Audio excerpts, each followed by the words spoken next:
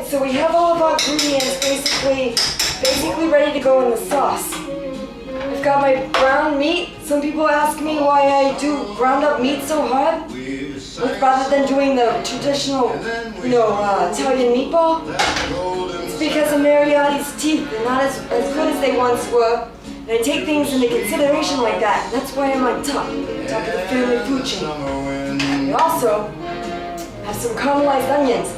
They're a lovely shade of brown. I like to go brown like the Hudson on a spring day.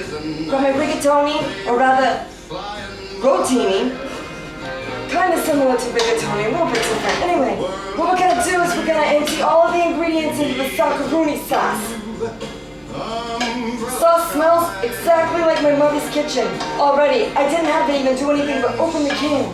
Technology today is just amazing and it saves a lot of time. This is a really slow sauce. I'm gonna cook it forever. I'll have time to actually go and handle business if I need to, if you know what I mean. But today, in this case, I'm just gonna be watching my favorite movie.